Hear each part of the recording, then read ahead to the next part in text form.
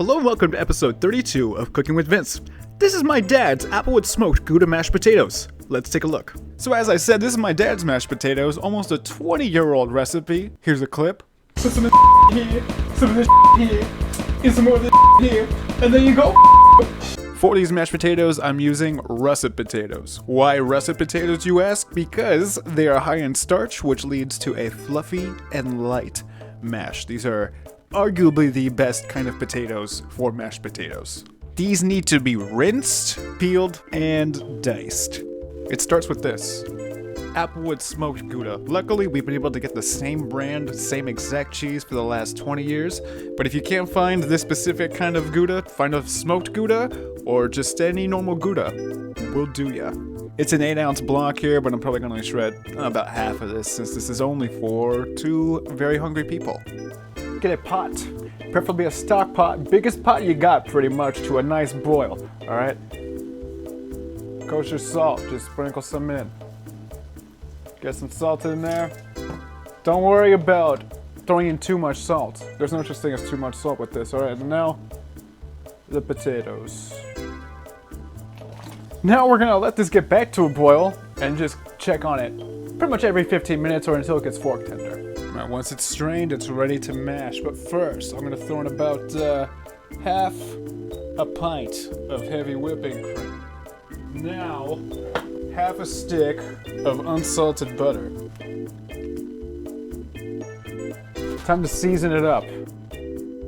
Some ground white pepper. Adding about, I'm doing enough to cover this. I'm adding a lot. I'm being generous. So I'll go, call this a tablespoon, give or take. And last but not least, the garlic. And I know, actually, not last but not least. Now, the garlic. Not too much. It's good enough. Alright. And now we mash it. Go into circular motion. Just be thorough. Be vigilant. Be brave. A good couple minutes of legwork here. We have it now. Finally, the cheese. Ended up using about 3/4 of that 8-ounce block, alright? So now, we continue to mash. Get the cheese in there. The texture will soon reveal itself to be incredibly stringy, incredibly gooey. It's eventually going to get gooey and turn to a hard muck, which is exactly what you want. See, this right here is why I love the holidays. Look at this.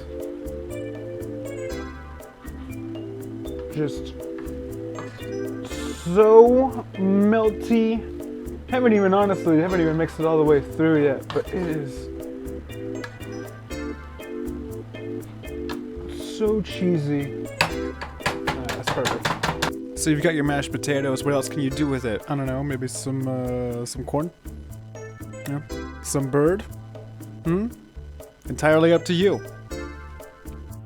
And there you have it. These next 2 episodes are going to be bonkers. So thanks for watching, and see you next time.